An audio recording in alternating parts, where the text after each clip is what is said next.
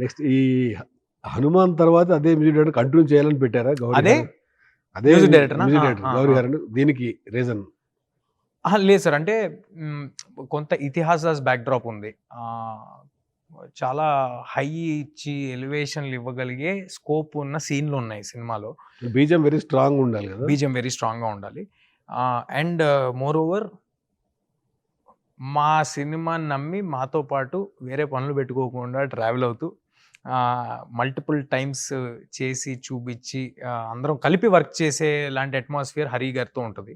So దానికోసమని హరి గారు రావటం జరిగింది. And I'm extremely happy with Hari గారు. కాన్ఫిడెంట్గా చెప్పగలను. ఓ 2-3 సందర్భాల్లో మీకు గూస్ బంప్స్ డెలివర్ చేసే మ్యూజిక్ ఇచ్చారని చెప్పచ్చు కాన్ఫిడెంట్గా. ట్రైలర్ లో అర్థమైంది. థియేటర్కి ఆడియన్స్ తీసుకురావాలంటే ఈ రోజు చాలా కష్టమైంది. అవును. ఎందుకంటే చేతిలోనే ఫోన్ వచ్చింది. అవును. ఫోన్లోనే మొత్తం చూస్తున్నారు. అవును. వాళ్ళ విజువల్ ఎక్స్పీరియన్స్ కోరుకోవాలనుకుంటే అవును. థియేటర్కి వస్తున్నారు. అవును. ఒక ట్రైలర్ మాత్రం ఇంపాక్ట్ చేస్తుంది. అవును. ఆ ట్రైలర్ చూస్తే దాంట్లో బీజిఎం అన్ని కనిపిస్తున్నాయి దాంట్లో. అవును. అందుకని నేను అడిగింది అవును. ఎస్పెషల్లీ గౌరీని ఎందుకు మళ్ళీ అవును. రీపీట్ చేశారు హనుమాన్ తర్వాత?